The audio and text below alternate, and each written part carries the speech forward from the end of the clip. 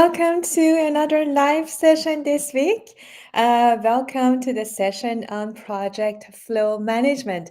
We are going to have an exciting session today. So, if you're joining us, welcome to this session. I am Shorek Orbani, the founder and technical director of Project Control Academy, and today I'm the host for this session, and so excited to have you joining us in today's session. So, if you are here, please make sure that you introduce yourself. Let us know who you are, from which country you are tuning in, and what your intent is, what you would like to learn from today's session. And about today's session, it's on an interesting topic on project flow management. But you may be wondering what it is. What is project flow management? Is it the same as the traditional project management or is it different? And what benefits would I obtain by applying the project flow management in my projects? So, if you don't know the answer to any of these questions, that's totally fine. That's why we have this live webcast or broadcast with you guys. And I have a fantastic guest who is going to open up this topic for you for today's session. Regarding today's presenter and my special guest, it's truly an honor to have him sharing this virtual stage with me today. A little bit about him: he is the Lifetime Achievement Award winner and the CEO of Realization Technologies. Under his leadership, the company has helped more than 500 companies to deliver projects more kind of on time and even faster. So please help me give a warm virtual welcome to Mr. Sanjeev Gupta from Realization Technologies. Sanjeev, welcome on board here. Thank you, Shore. Glad to be here. Thank you, Sanjeev. So now to get started on this and to open up the topic, I'm sure many of us are kind of curious to know the answer to this question about the project flow management. Can you open up this a bit further and tell us exactly what project flow management is all about? And is it the same as the traditional project management that all of us know about, or it's something different? Yes, a great question. So, project flow management is an adjunct. That is the best way I can put it, as an adjunct to project management. So, it does not replace the basics of project management. It might change some of the things you do in project management for the better, but it is attacking a problem that has not been solved by project management so far. To get into more, I want to make sure my screen is showing up. Uh, let's see. Yes, we do see your screen. Right, so we know the statistics, right? You have talked about it, Shore, a lot of times in the past, even in your setup for this live session. But projects are late around the world, right? At a high level, that is the impact of what the unsolved problem is. And this is the impact. But where uh, project management has failed, it is that I would not say it has failed in the sense that there are things that are useful in project management. But the problem that project management has not solved is how to get projects on time, right? And if we step back, we know that projects, ultimately you create a plan, and the reason projects take longer is because you have changes. The specs change, scope changes, solution changes. I will not go through this laundry list, but there are delays in terms of inputs that get delayed, in terms of the processes inside your project that get delayed, customer approvals get delayed, and then on top of that you have resource shortages, right? So we know all this. This is not new. Now, where project management has been focused is, if you step back again, right? So when you create a project plan, it's all about taking your work and putting tasks that represent the work and connecting them. So a lot of focus of project management until 2010, 1960s is when critical path came about, was around this planning of work, critical path planning, and then monitoring whether how you are performing against the plan with either critical path measurements or earned value management. And then when the web technology kind of started maturing, people said, you know what, we know we have changes and delays in projects. So if we want to really deliver projects on time, we need to start managing the changes and delays. So that is where real time monitoring came in. Risk analysis, which was kind of always in the back of people's mind, it matured into more quantified risk analysis, maybe even running some simulations to quantify the risk. But the performance in projects did not change. Right? Projects are as late or even more late than before. And the opportunity is that if you just look at your own experience, anyone who has worked in projects, they will recognize that when work is happening, whether it's on site or back in the engineering offices or in the procurement department, you are always waiting for stuff. Like, so you finish something, the work waits for the next resource to become available, or the resource is ready, partially the work is available, inputs are not available, you do not get the approvals on time, you did not get the materials supply did not happen, etc., etc. So that is where a lot of issues are in execution, in coordination. And this is an opportunity, because what are you going to do about planned work? You're not going to get any leverage by having planned work. What, you can apply technology for planned work to go faster, but all that would mean is your plan would also change. So that would still not make sure that your projects are on time. Changes and delays will happen. That is the nature of projects. Yeah, with real time monitoring, etc., we can make sure that your response to these delays is not delayed, so you can contain the delays. But still, there's not much you can change here. According to the Associated Schools of Construction, 25 to 50% of time in projects is wasted in coordination, and that is an opportunity. This is something that project management is not addressed, and this is where project flow management comes in. How to minimize the coordination losses, how to make sure that as things are changing in the field, in execution, you people still stay coordinated. Does that partially answer the question, at least, Shore? Yes, definitely. Thank you so much, Sanjay, for that clear description of the topic with some visuals. That's amazing. So, can you tell us some of the benefits of the flow management? Because I know you've been the one who has been actually implementing flow management in projects and saw the actual benefits of it. But for those of us who have been using the traditional methods, why should we switch to the flow management methodology, Sanjeev? Very good. So I will, later on, I'll go into a little bit of, where exactly the benefits come from, but I'll answer your question directly right now, which is that the uh, the benefits are, at one level, they are simple, that we are able to cut at least half of this wasted time, which means your projects are getting about 10 to 30% faster. So this 10 to 30% faster can either translate into your projects getting done on time, or even more faster than planned. So that is one major benefit of this project flow, cutting down the coordination losses. The other major benefit is, if I look at an organization that does construction projects or engineering projects as their business. So suddenly, if you finish a project faster, what that means is you have relieved the capacity to undertake more work. So your revenues also get impacted.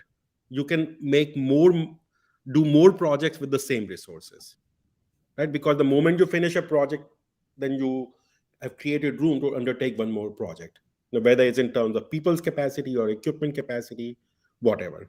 So that is another major piece. The third major piece, which I think is very important to the construction industry, is when your projects are finishing faster and you are doing more projects, suddenly your cash flow situation starts improving by leaps and bounds. I'm sure people in construction know this, that for the people at the top. The construction industry is very, it's not like a pyramid. You have a few players at the top, not much in the middle, and then you have a lot of small players. So for the people at the top, they struggle with cash flow, but it doesn't kill their business.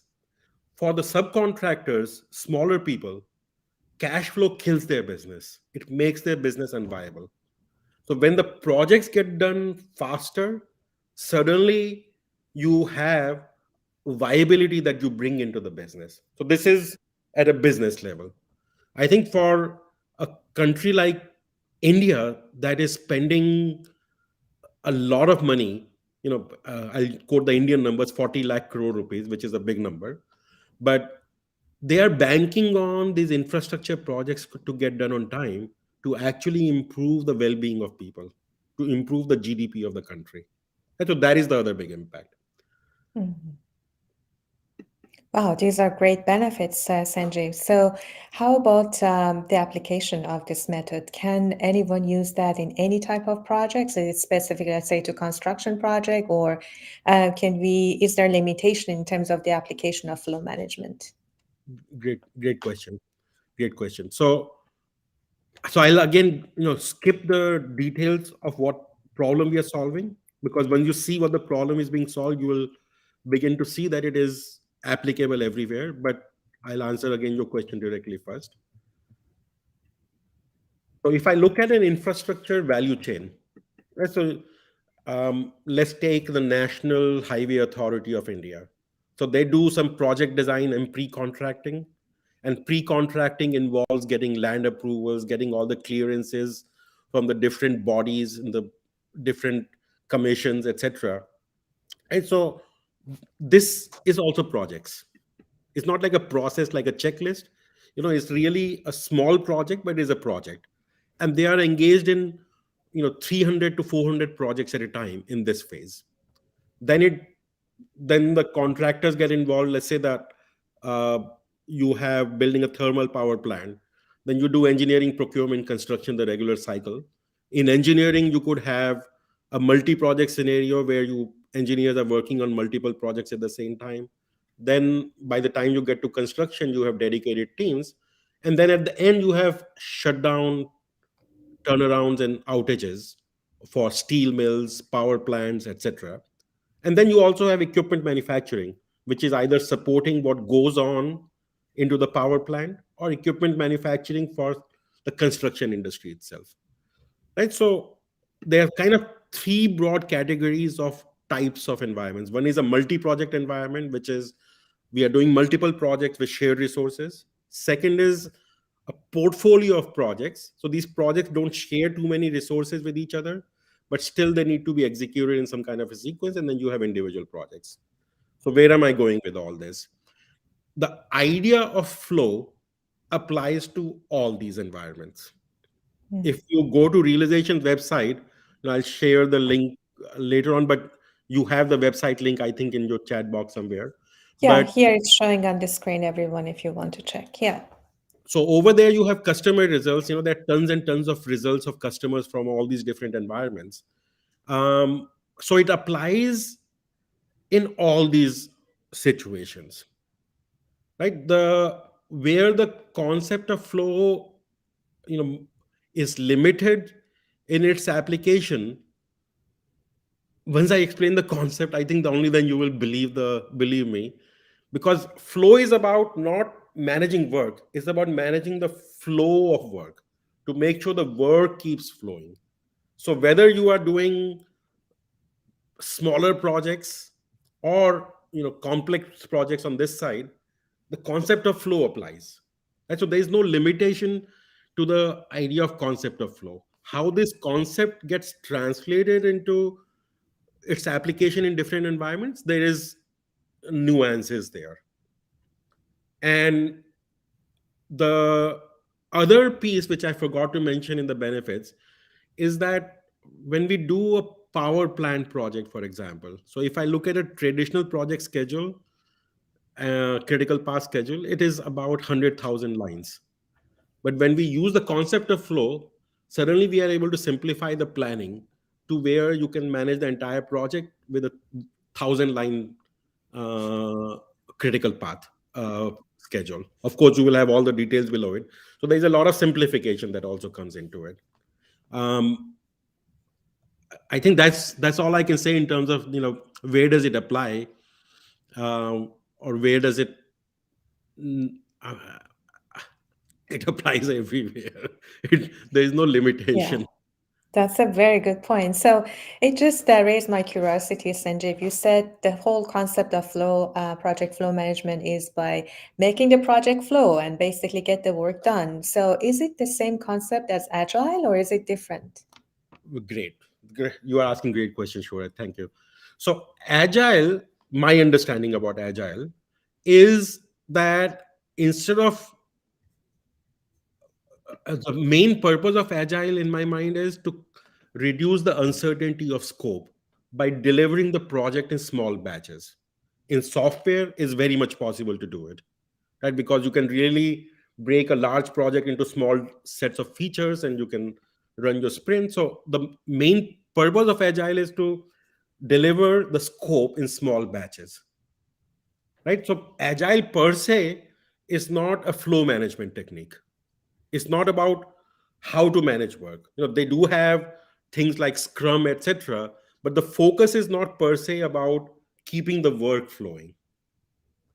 Versus what we are talking about here is, if I look at any project, right, and I'm going to pick up a very simple example, right? If I look at this project, it's a very simple project. There are just 7 tasks in the project. When we talk If you are sharing your screen, Sanjeev, we don't see anything yet. what we Sorry. don't see, okay. No. Hmm. Hmm, hmm, hmm. Okay. Did I were you able to see the screen before, or did was Yes, yes, and it just disappeared for some reason, so we don't have your screen yet, so in case you have some visuals to show.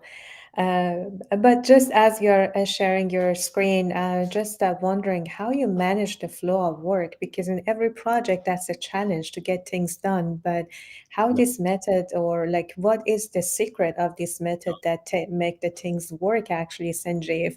yeah, Because to me, that's the challenge that we always face. We plan something and it's just hard and challenging to get that done. But how do you keep the flow going and make things done fast and on time? That's again, I'm curious to know how it yeah. works. So I'll answer your question. One is through an analogy, and one is through the details of a project. So the best analogy I can pick up is traffic flow. And so if you have a traffic jam on the highway, there's no way you can go and manage the traffic jam. Right? Once the jam is created, you can't make the traffic flow by telling each car, hey, you need to go, you need to change lanes, etc., right? So that is, Mhm. once the jam is there, there's nothing you can do about traffic flow. The way to improve traffic flow is at the entry point, which is on the on ramp. You just don't let more cars in than you have the capacity for, right? And it's not just about capacity on the road, it's also about leaving enough space between the cars so that if one car slows down, the next car doesn't slow down. Right? That is the whole concept of the metering. If I take it to a country like India, it's even more interesting, which is you have 3 lanes, but people form 4 lanes, right? So if you have True.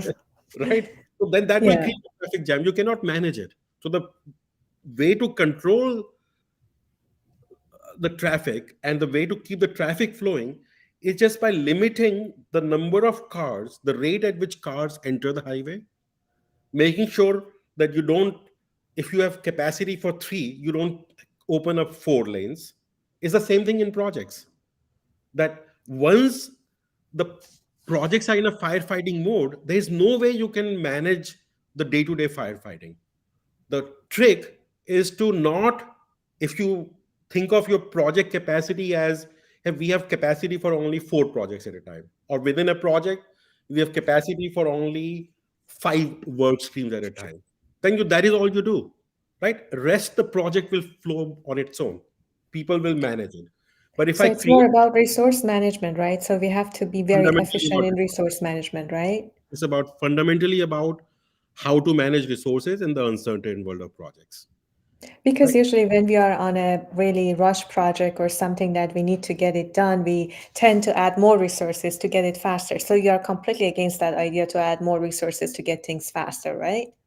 It is kind of that. Very good. I think that's a great segue, right? So now the reason the project is getting done faster is because you have kind of dedicated resources to that project, right? Now Mm-hmm. imagine if I apply that concept not just to one project, but to every project. Actually, I will get more work done. So I'll go back to the traffic analogy. When the traffic is jammed, your cars are flowing at, let's say, 5 miles an hour, or 10 miles an hour, or 20 miles an hour. But when the traffic is not jammed, your cars are flowing at the rate of 60 miles an hour, which means the cars that you stop from entering the freeway, even they will get to their destination faster. It's exactly the same in projects.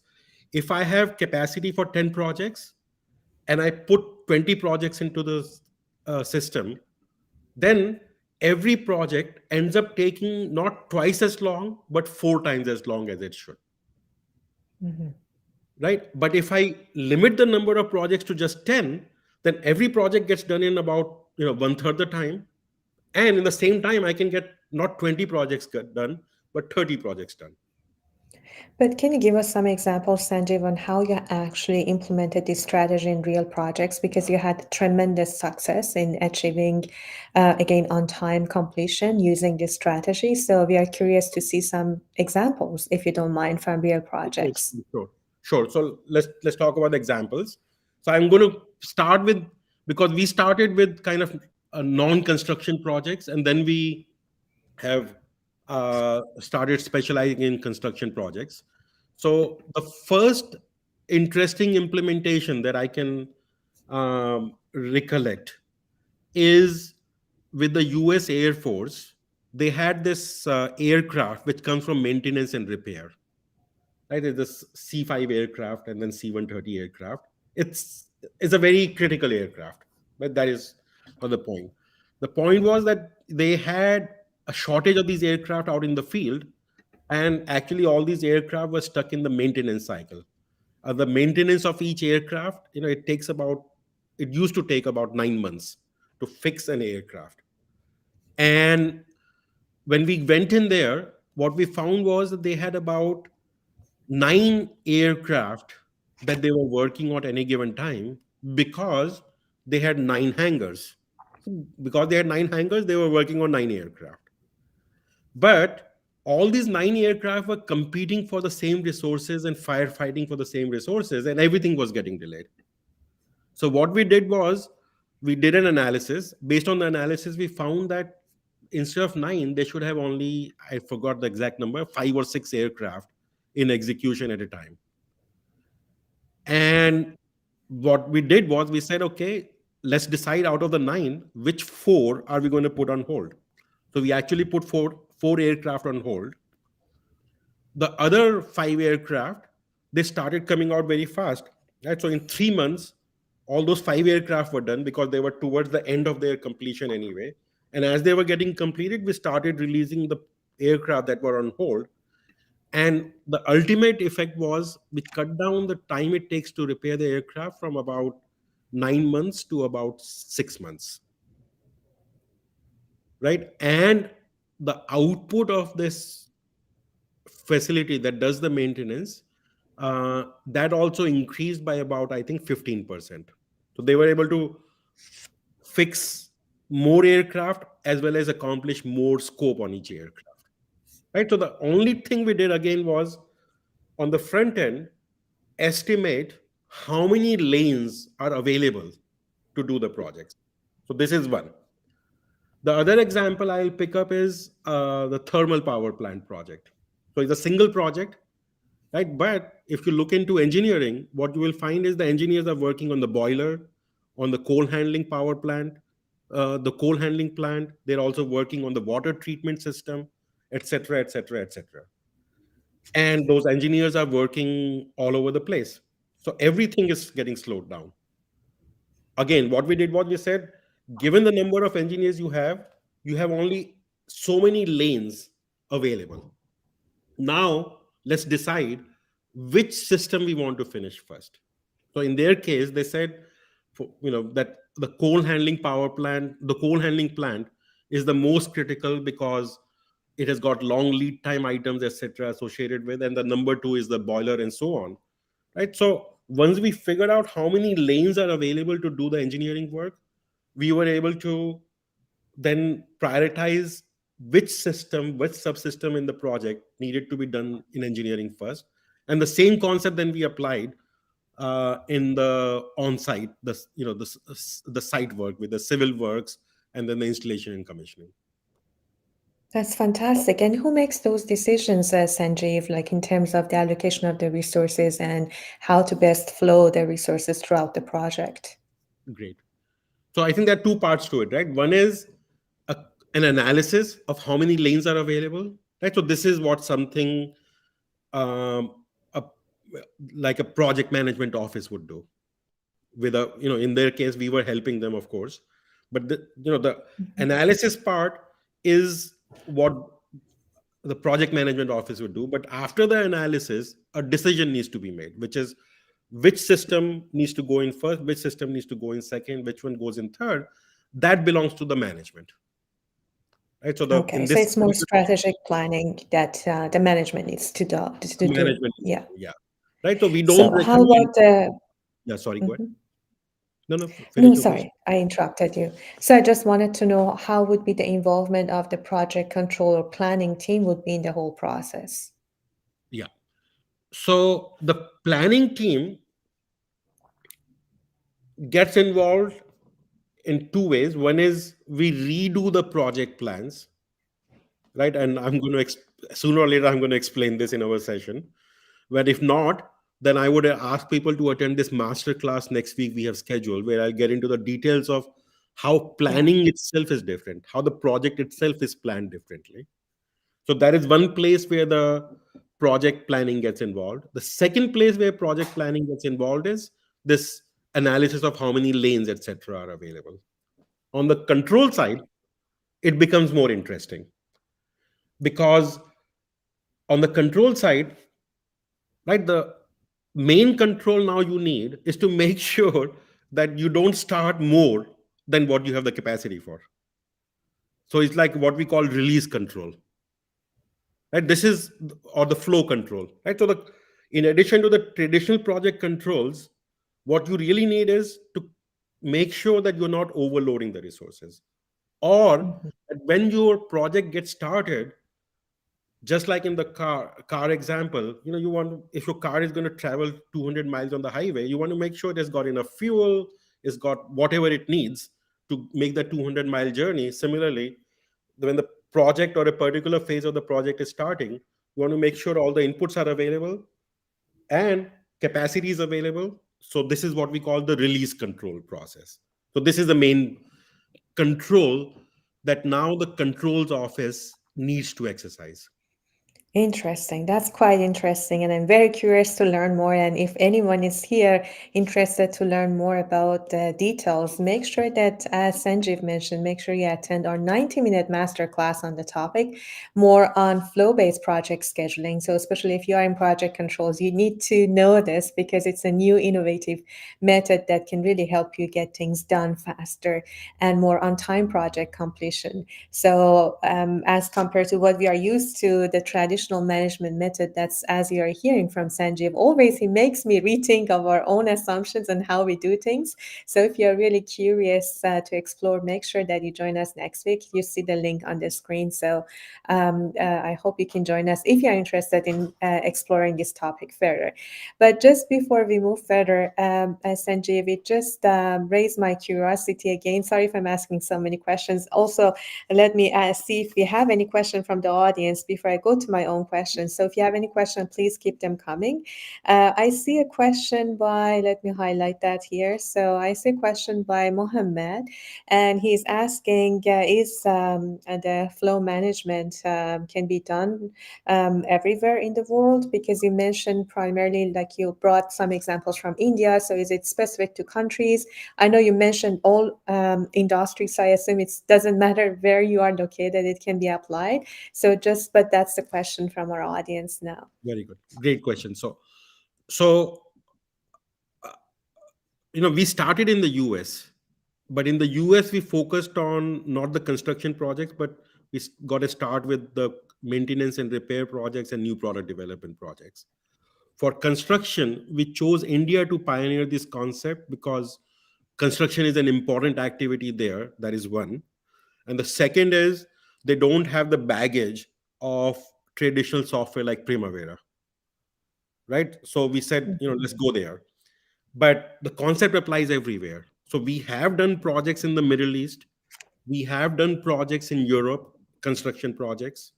We have done big mining projects, mine construction projects in Australia, in Southern America, so South America. So it's not the geography that is an issue.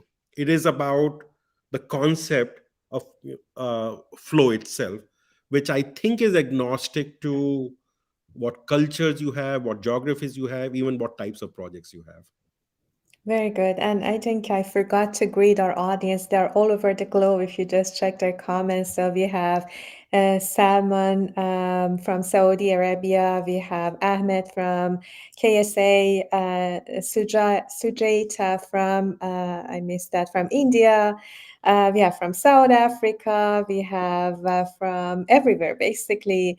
So if I just go through that, sorry if I missed the introduction and greeting you. We have from Algeria, from Muscat, so everywhere. So no matter where you are located, so if you are curious, you can definitely apply this innovative method to your projects. And I really like the example that Sanjeev brought with the traffic jam and how you can modify that if you know the front entry and how many lines to put your resources on, then you can really achieve things faster. So we have another question before I go to that. You already addressed, Sanjeev, that, we started with India because let's say they didn't have Primavera P6 tool. So does it mean if you're already using Primavera P6 or any other CPM scheduling tool, we don't need this method, or we need other tools and methods to be able to apply flow management on our projects? So no, it works in conjunction with Primavera. I think the only challenge we end up with is, you know, the when people have Primavera, they are so vested in that tool and their way of doing things with Primavera that getting them to transition to a simpler way of doing things sometimes become difficult, right? And they initially feel that we are competing with Primavera because it kind of there's an overlap between what our software does and what Primavera does, right? So it's just a strategy that let's take the path of least resistance, and then we will come to the companies that actually use Primavera also. So we But have, do they need to have a tool as well in addition to Primavera, or they don't need any tool to implement this strategy? yeah. So you do need a tool for larger projects. I think I will explain the concept in the master class, and what you will Sure. see is you So can we will start wait to for that use it. then. Yeah. You can start to use it even with Primavera, but you hit a limitation in terms of then the work becomes very manual and Okay. need to do a lot of workarounds, right? Perfect. Awesome. We have a question. I think we already answered this, but we have a question by Wasim. How is it different from normal project management? Yeah. So so what is normal project management? Let's just go there just a little bit. There's a normal project management in my mind is, there's a thing about creating a project plan, right? So you do need to do project planning, right? And as you are doing the project planning, you need to be careful that you don't, you cannot be 100% sure, but you need to anticipate the scope, you need to anticipate the risk, you need to anticipate the resources. Where it starts becoming different is that in normal project management, the thinking is that we need to create a perfect plan. So let's create a very detailed plan. What we are saying is we don't need to, we can actually deal with a simpler plan, right? So this is the only difference, but you still need to create a project plan with all those factors about risk mitigation, scope anticipation, etc. The second part of normal project management is we need data from execution as to how things are going, right? So that still stays, but it becomes simpler because now I don't need to know, going back to the traffic, exactly what is happening with each car. I just need to understand where is the traffic jamming up and just go and solve that problem, right? So Mhm. things become simpler in planning and execution and controls. But the additional piece is what we talked about, which is estimating how many lanes you have available, making sure you don't overload the lanes, making sure that if you find bottlenecks, you know now you get information, you can go and resolve the bottlenecks. That's so that is the additional piece. Okay, fantastic. And I see Anil joining us. Very good to see you, Anil. Every time we have a presentation by you, Sanjeev, Anil will be there. So thank you and thank you for staying. So if there is any question, let us know so I can ask Sanjeev. Otherwise, we can see you all next week on the masterclass. So, okay, I see a question came, a big one, Sanjeev. So let me go through that. So by Alok, the question is by Alok, as you see that on the screen. Flow management still looks like a natural sequence of project management with initiating, planning, execution, and closeout. Every experience plan will plan according to the resources available, forecast of availability, and prioritize the work accordingly. So is there any, so what are your thoughts on that? He is challenging you, Sanjeev. Good question, Alok. Great question. Great question, Alok. So I think what when you attend the master class, what you will find is we are allocating resources in exactly the opposite way of what is done traditionally. That is the only thing I can say at this time in a limited time. That yes, good project planners will look at resources, but the way you allocate resources in traditional project management, whether you're using critical path method or something else, it actually interrupts the flow instead Interesting. of facilitating the flow. Okay, good. So I encourage you, Alec, to join us in the masterclass next week. I'm also very curious to know how this method works. So we are going to challenge you, Sanjeev, on this. Yeah, But he has absolutely. already implemented that at 500 something projects and could finish them faster and on time. So definitely he's doing something that we don't know. We need to wait next week, 90-minute masterclass. Don't miss that. So another question is by Sachin. And the question is the flow a meeting carried with only CCPM on its required business level?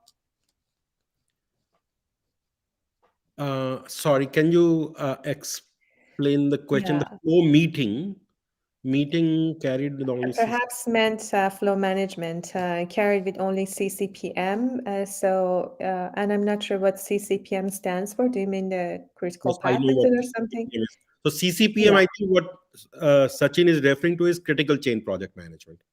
So this was a Oh, okay. specialized kind of a project planning and control technique that was invented by Dr. Ellie Goldratt, right? And so Sachin, CCPM is, when we are looking at CCPM is it's a different way of looking at resource level critical path and slacks in projects, right? So you use the concept of buffers and critical chain instead of resource level critical path and slack. The idea of flow, and you will see when I talk about how to allocate resources, that is the idea of flow. So once you implement the idea of flow, you can use critical chain project management, or you can use some of the traditional technique. I think the critical chain technique is slightly better than the traditional technique, but the foundation is flow, which is separate from critical chain or critical path. Interesting. Okay, you definitely raise our curiosity, Sanjeev, with this Really innovative method of that makes us think of how we are doing things differently and can do things differently. So for those of you in project controls who are going to explore this further, especially on project planning scheduling, we have a master class next week on a flow-based project scheduling, so don't miss that out. The link is there, I just Project want People 2 minutes. Academy. Can I have two Yes, minutes of of to course, to definitely, give we are you? not done yet. Yes, go ahead, Okay, to give Sanjeev. you a preview, right? So this is my simple project, which is I've got 4 blue tasks, 2 green tasks, 1 purple task. And now let's say I give you a problem that to do these 4 tasks, I have only 2 blue resources and 1 green resource and 1 purple resource. So the moment I introduce this in this very small project, we're not talking about a 1,000 line item project or a 100,000 line item project. I'm talking about just a simple project. You know how many combinations are possible for resource allocation? 24. 24 combinations are possible, right? And within this combinations, 24 possibilities, there is a wrong way of doing things, wrong as in a way that will interrupt the flow, and a right way of doing things, which is facilitate the flow. That is what I'm going to talk about. That is one of the things I will talk about in the class, which is what is the right way and the wrong way. What is the golden rule for resource allocation in a project, in the world of projects, where you also have a lot of delays and changes happening. Fantastic. Any other things that you will be covering next week on this masterclass, Sanjeev? Yeah. Then the second part I'm going to cover. So once I have kind of talked about the right way and the wrong way of allocating resources, then I'm going to cover this idea of that throughout the different phases of the project or within the phase of a project, you have many resources, many activities, right? How do you simplify this planning so that you don't go crazy trying to schedule every resource and every task? How do you simplify that concept to, I'll take the aircraft maintenance and repair example. you know if there are like 50 skills of people that do aircraft maintenance and repair, now if I have to go and try to allocate every resource at the time of planning, it's a complicated task. So how do we simplify that? So that is the second thing I'm going to talk about. Fantastic. Let me just have that. I'm not sure if we missed your screen. Sorry, you were talking about the purple and I forgot to share your screen. So sorry, here was the screen that Sanjay was talking about the resource allocation, right? On the purple and blue one, right? The different combinations that you addressed earlier. Sorry, people were asking about that and I noticed we forgot to share the screen. Okay, so let me just go back to this was the problem setup, that this is my simple project with 4 blue tasks and 2 green tasks and 1 purple task. And the situation is I have only 2 blue people available, not 4, only 1 green person available, not 2, and 1 purple person available. So now, if I take these 2 blue resources and 1 green resource, I can do that resource allocation in 24 different ways. And within that, there is a good way and there is the not good way. Fantastic, which we are going to explore further next week Correct. on this topic. So stay tuned for that. One last question. I know we are going a bit over time, but you have a lot of great questions, everyone. So I'm going to cover that last question by David. So, how do you crash out a project within a limited time with few resources that are loaded to the project? Repeat the first part of the question. How do you do what? How How do do you you? crash out a project? Like crash a project, like making sure that the project is going to finish faster. Like if you are rushed or if you want to finish the project fast, then you need to have that done. So we said about the resources, not about adding more resources. So the question is how we can do that with limited time that we have left and with limited resources. Very good. So this, I'll go back to the traffic analogy. When your cars are flowing at the rate of 5 miles an hour, you feel like you need to add more roads. But if the moment you start regulating the entry of cars and the cars flowing at start flowing at 60 miles an hour, you find that you have enough roads, enough road available. It's just that you needed to pace the entry of cars. Similarly, in projects, actually you have a lot of wastage of resources and time. I will explain Okay. that also next time. So the third part I'm going to talk about in the next class is that when we follow this idea of flow based scheduling, actually the number of resources you need comes down, and you automatically start getting a buffer in your schedule, even though the schedule Even is shorter. even if you are really you're on an accelerated schedule, no matter what Yes, stage you are. Really. yes, yes. Is it really possible? So I'm curious. So No, no, sorry, I'm not going to ask more it's- questions, Sanjeev, but we have to wait. you have to wait. Yeah. You have Okay, to wait. perfect. Well, if we think about it, right? If we eliminate this stop go, and projects start flowing faster, then that is the trick, right? You will see Yeah. more capacity, you will see more time.